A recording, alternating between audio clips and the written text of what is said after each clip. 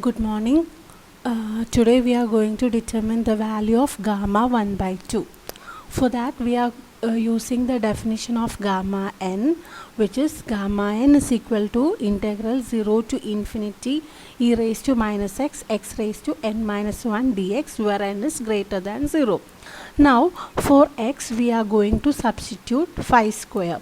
So dx is equal to 2 phi d phi, and we also have to change the limits. So when x is equal to 0, phi is equal to 0, and when x is equal to infinity, phi is equal to infinity.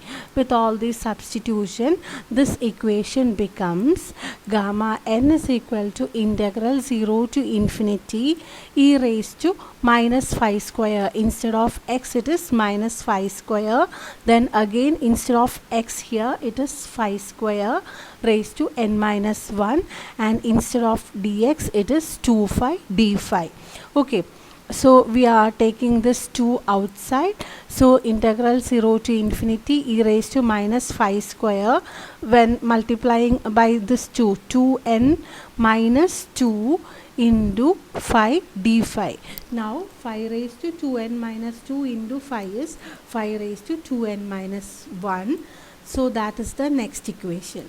Now we are going to put n is equal to 1 by 2. So this equation becomes gamma 1 by 2 is equal to, this equation becomes gamma 1 by 2 is equal to 2 integral 0 to infinity e raised to minus phi square. Instead of n here we have to substitute 1 by 2.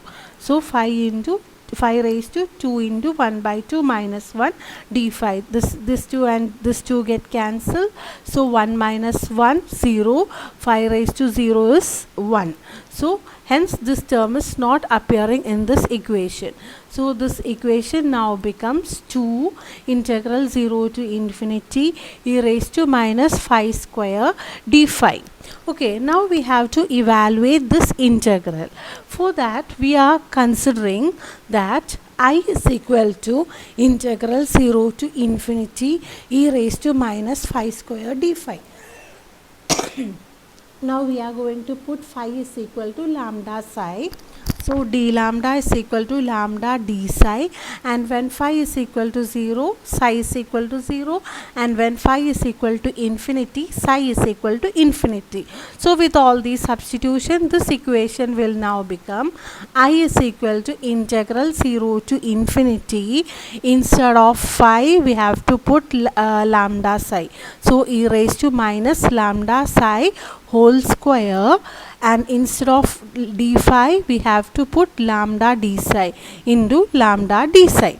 So this can be written as integral 0 to infinity e raised to minus lambda square psi square lambda d psi.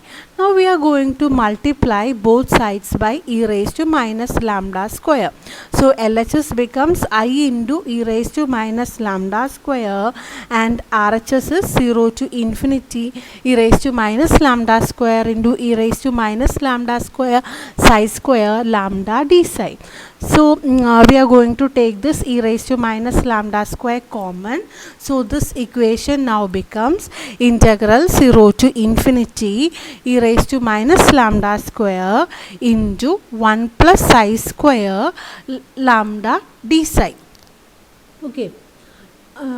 So now we are going to integrate this both sides of this equation with respect to lambda within the limit 0 to infinity.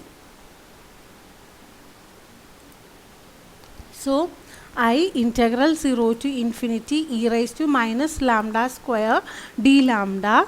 Here already one integral was there, so 0 to infinity, then again integral 0 to infinity e raised to minus lambda square 1 plus lambda square lambda d lambda into d psi. Okay, now we need to evaluate this integral. For that we are going to find out the differential of this with respect to lambda. Let us see what the differential of this come out. Okay, so in order to evaluate this integral, we are going to find the differential of this equation with respect to lambda. Okay, So here this term minus 2 into 1 plus I square is independent of lambda, so that we can we don't have to differentiate that.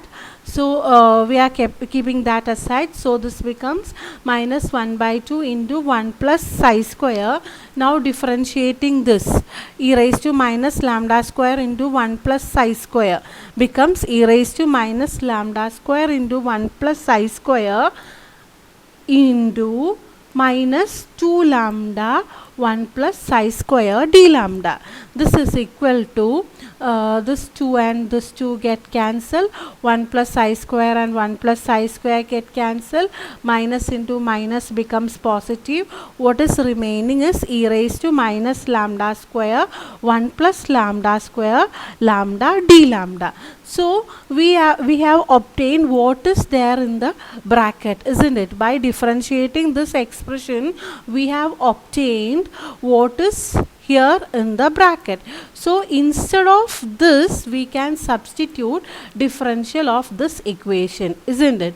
So this equation number 2 now becomes I into integral 0 to infinity e raised to minus lambda square d lambda is equal to integral 0 to infinity.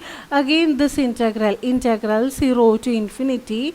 Instead of this, we are going to write differential of this. Okay, differential of this into d psi. We know that integral of differential that will cancel out, and what is remaining is e raised to minus lambda square 1 plus psi square by minus 2 into 1 plus psi square within the limits 0 to infinity. Okay, again we are separating the term that do not depend on lambda, which is this one. So this equation now can be written as integral 0 to infinity minus 1 by 2 into 1 plus psi square into numerator e raised to minus lambda square 1 plus psi square within the limits 0 to infinity. Now we need to apply the limits for this lambda square, and that will become integral 0 to infinity minus 1 by 2 into 1 plus psi square e raised to minus infinity, that is 0, and e raised to minus 0, which is 1. Okay, so here there is a minus and here there is a minus, so this will become positive. So we can take this 1 by 2 outside the integral. So 1 by 2 integral 0 to infinity d psi into 1 plus psi square. Now we need to evaluate this integral, and this is integral 0 to infinity d psi by 1 plus psi square. Integral d psi by 1 plus psi square is tan inverse psi. So we got it as tan inverse psi, and putting the limit 0 to infinity. So here there is a 1 by 2. Okay, here 1 by 2 is missing. 1 by 2 into tan inverse infinity minus tan inverse 0, which is equal to 1 by 2 into tan inverse infinity is pi by 2 minus tan inverse 0 is 0. So on multiplication, 1 by 2 into pi by 2 is equal to pi by 4. Now we know that we have put I is equal to 0 to infinity e raised to minus phi square into d phi. Instead of phi, here lambda is coming, so this can also be equated. 0 to infinity e raised to minus lambda square d lambda can be equated to I. Okay, so now our LHS now becomes I square. I square is equal to pi by 4. Hence I is equal to root of pi by 2. So